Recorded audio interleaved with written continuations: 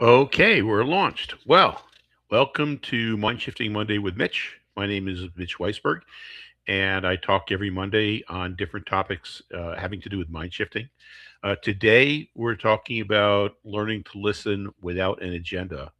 Although I will say, I hope you do have an agenda for this because I hope that your agenda is to learn how to listen better in order to provoke much better and meaningful conversations with others, and in order to be able to really accomplish goals and make your points much better. So I have a question.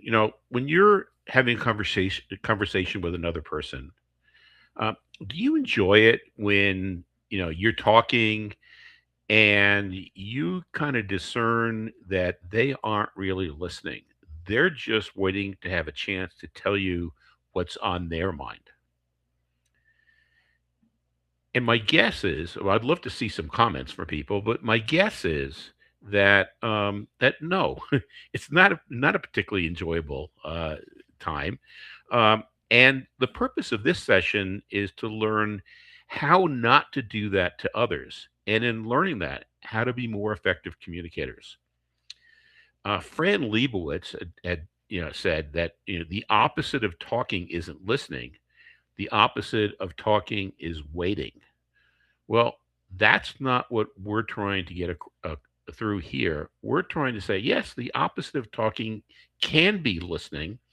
And when it is listening, your conversations are going to be more enjoyable and more fruitful. Just recall a time that you felt that you were waited on in a conversation rather than listened to. And as you recall that time, can you notice the physical sensation that you felt in that moment? Was it a tightening of the stomach? Maybe it was some heat in the chest. Maybe it was a voice. You know, this it really anchors the concept of something called limbic friction in our bodies. So, limbic friction refers to that internal tension or conflict between the brain's emotional and logical systems, particularly between the limbic system and the prefrontal cortex. Limbic friction is associated with anxiety, depression, and stress. Now, this is what you experience when you're talking to someone and you sense that they're not listening, right? Some anxiety, some depression, some stress. And it's also what they experience when you're wrapped up in your own agenda. Now, just think about it. What happens when you're talking to another person and you know they aren't listening to you? Do you listen as intently to them when they're talking? Do you really consider what they're suggesting? Is it enjoyable? I mean, do you feel connected to them? My guess is no. And this talk is how to learn not to have that effect on others. So one thing to consider is, like, when might you have an agenda? Well, we all talk to people, and there are times when we want to fix them or we want to fix their problems. Like, they express a strong emotion, sadness, anger, or fear. And it might be that our agenda is to make them feel better so we don't have to witness their discomfort. Or maybe they describe a conflict with a third party, somebody that they're talking to, like, oh, geez, I'm having this problem with my spouse, or I'm having this problem with my boss, or somebody who reports to me. So your agenda is to play detective, right? And so you're judging this other person, or you're judging what they're acting, what they're doing, and you're coming up with suggestions. Or they share a goal or a dream. And very often, your agenda is to point out the practical hurdles or give them a reality check. Or let's say they're making a mistake in their narrative. And so your agenda is to correct the facts or the timeline of their story. And I'll tell you, this happens all the time with me, and especially with my son. I'll tell a story about something that happened when he was a kid, and inevitably I'll get like one sentence into it, and he'll say, "No, Dad, that's not the way it happened at all," and then he'll correct it. And that kind of spoils the timing of the story. It spoils my enjoyment. I think it spoils the enjoyment of the people who are listening. But we do that to others too. We correct the mistake that really didn't make that much difference in their narrative, or they ask for our opinion, and our agenda is to give the right answer. That will, some answer that's going to make them like us or respect us, rather than to really ask, really give them our opinion. And so, those are all cases when we want to fix their problem. There's other times when we're talking to people when we have something on our mind. Okay, they mention a topic. Maybe we're an expert in that topic. So our agenda is to demonstrate our knowledge and to teach them. Or they describe an experience similar to one we've had. Oh, geez, I was really sick here, or I was playing tennis and I did this, or at work I did this. And so our agenda is to pivot their story to our own experience. This is kind of the one upper agenda. Or they're criticizing a group or an idea that you belong to. So our agenda is to explain to them, why they're wrong, to rebut what they're talking, and we're thinking about how we're going to rebut it while they're talking. Or um, it's funny. I'm looking at this other thing. It says, or they're talking too slowly or taking a long time to get to the point, and so we start thinking, oh, they're going to say this, and then we act as if we know exactly what they're going to say. Very often, what we're assuming they're going to say is very different from what they intended to say. And we're trying to speed things up. So those are all cases where we have something on our mind. Um, or there's times where we're having conversation and we want their approval, or we want somebody's approval. So they're giving us feedback, and our agenda is to explain why we did what we did. And that's kind of the defense lawyer agenda. Or the person is an authority or a very important person, and our agenda is to look smart in front of them. Their conversation is about some uncomfortable topic, so our agenda is to you can imagine this. Oh, let me change the topic. Let me wait for them to finish, or maybe I can interrupt them, and maybe we can move on to something else. Or the person is expressing something that we really disagree with, in which case our agenda is, how am I going to win this argument? How am I going to convince them, instead of listening to what they're saying? So those are all times where we're trying to get somebody's approval, or change them. And then there's all these efficiency agendas also that we could have. We're in a time crunch. So it's just we have to wait for them to talk, but basically we're just trying to get this thing over so we can get across to them what we need to get across. Or they're venting, and and we just don't want to hear it anymore, right? Our agenda is to just get them to stop complaining, so that we can move on to something else. Or they're talking longer that we would like them to. Or sometimes, they're interrupting us, and when they're interrupting us, our agenda is, I got to get back. I got to, somehow or other, I have to figure out how to interrupt them, or I have to get my point across. So those are all different times, and I think one of the first things, if we're going to learn how to listen without an agenda, is to become aware that, hey, something, maybe we're going to these conversations with a goal of fixing their problem. Maybe we already have something on our mind. Maybe we want their approval. Maybe we want to prove that we're right. Maybe we want things to be more efficient. But as long as we're thinking those things, we have an agenda. Having an agenda is generally a thoughtless reaction. Now, what by thoughtless, I don't mean like we are thoughtless.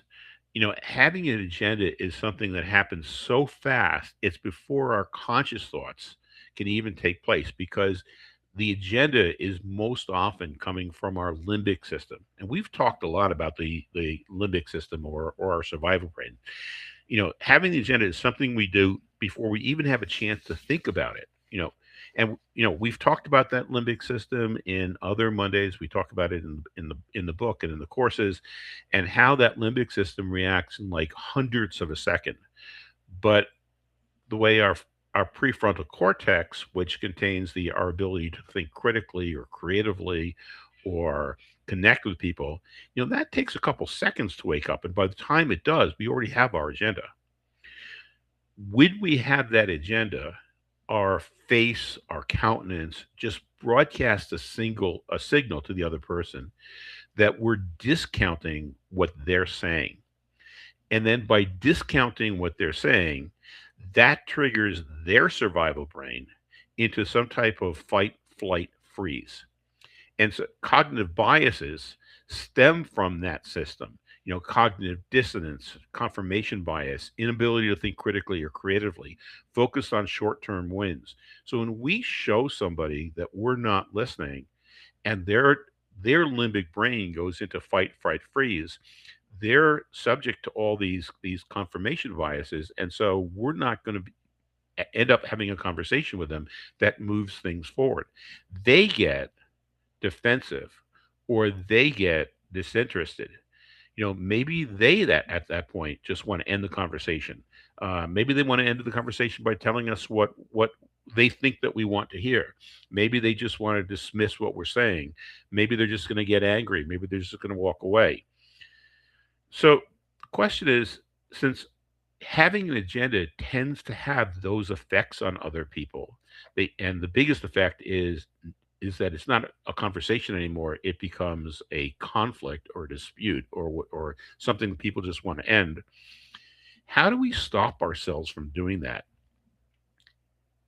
Now, the easiest way to stop ourselves from doing that is to prepare before the meeting or conversation that we're going to have. And probably the easiest thing to do is before the conversation that we're going to have, um, just decide, something, I'm going to maintain a empathetic mindset as I have this conversation. I'm just going to listen, make sure I understand, and then respond in a way that honors what the other person said. And so if I can come up with that mindset before a conversation, then I'm much less likely to have an agenda and have that agenda get in the way of having a real conversation uh, with the other person. Perhaps that no agenda or mantra might be, my only goal for the next 10 minutes is to understand. Each time they say something, I'm going to acknowledge what they said and I'm going to come up with something that they said that I can agree with. So that's pretty much what I go through when I know I'm going to have a difficult conversation with a person.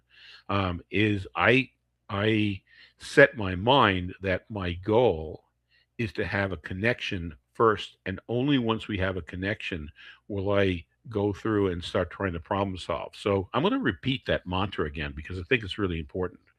So I say to myself, my only goal for the next 10 minutes is to understand. Each time this other person says something, I'm going to acknowledge it and I'm going to find something that I can agree with. So the other question is, that's helpful if we can prepare in advance. Sometimes we're having a conversation. How do we realize we're having an agenda as we're having a conversation and take steps to stop that? Well, the number one thing is self-awareness, okay? And that self-awareness can begin with a pause. So when the person says something, is to deliberately not speak, to pause some amount of time, like a second or two or three, which is enough time to allow our brains to deprogram our amygdala and tap into our prefrontal cortex. And then at during that pause, we can ask ourselves, how could we be feeling and responding if we were focused on one of our sage powers? Now, we've talked before about the five sage powers, but let's just say, we were thinking, person said something, we can immediately sense that we want to argue with them, we're going to disagree with them, we're going to ask them to be quiet because they're talking too long.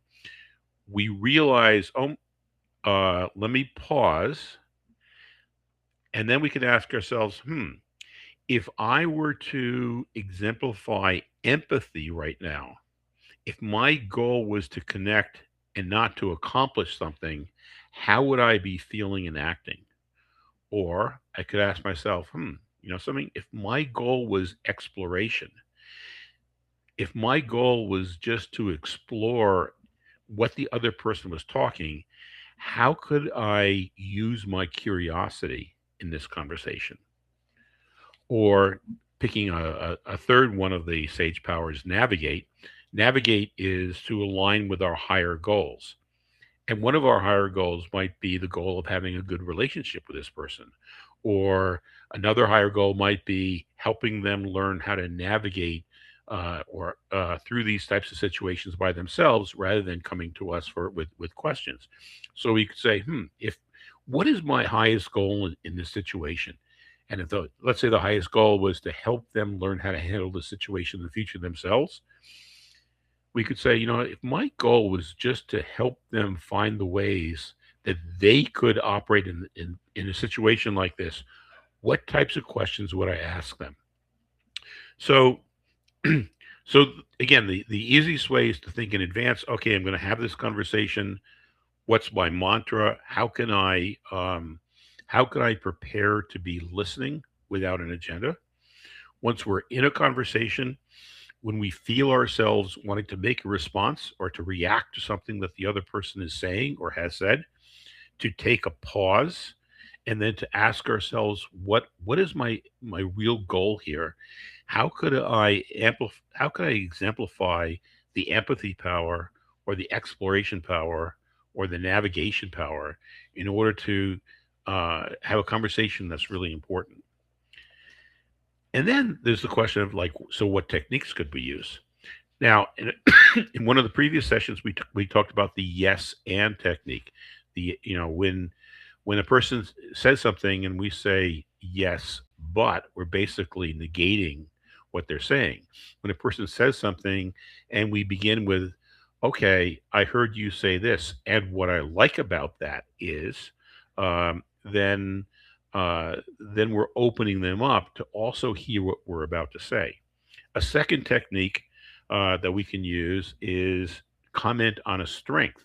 So, person says something, we may disagree with it, but we can find some strength that they have in saying that, and we can say, something like, I hear what you said, and really, this shows a lot of independent thought, and I value independent thought. And you think that there might be other things that you can think of also that you might say at this point. So come up with some strength that they've exhibited by saying what they've said. That opens them up so that you can have a dialogue. And then a third technique is to summarize what you think that you've heard and ask if that's correct or if they have anything that they want to add. So in this case, you're not arguing, you're not coming up with other ideas, you're just allowing them to articulate what was on their mind. So, I heard you say that um, that you think that you should yell at this other person because they disrespected you. Is there anything that you'd like to add to that so that I can really better understand this? And so you're not giving them the other party anything to argue about. You're not showing your agenda. You're using a questioning methodology in order to open them up so that you can have an ongoing discussion. So additional tools that you can learn, like if you were to uh, I guess, take the Mind Shifting Conflict and Collaboration course or the Mind Shifting Conflict and Collaboration book, is motivational interviewing. We'll be doing a few sessions on Monday Mind Shifting about motivational interviewing, nonviolent communication. So you can either read the book on nonviolent communication or read the Mind Shifting Conflict and Collaboration book, which has a lot of information on. On nonviolent communication, or what I talked about earlier, the strength based feedback. We could do a whole session on Monday, on a future Monday, on using strength based feedback to open somebody up. And these are all tools that you can use to help you avoid using an agenda to turn a conversation into a confrontation instead of a dialogue with another person that you're both enjoying. So I'd like to close with a challenge for today, okay? And that is for the rest of the day, or maybe even tomorrow, try to catch yourself waiting instead of listening. And when you catch it, don't judge yourself. Don't label, just label it. Don't say, "Oh, how can it be so stupid? I have I'm already arguing with this person. I already have this agenda." So you're not judging yourself. You're just labeling it. "Oh, you know something?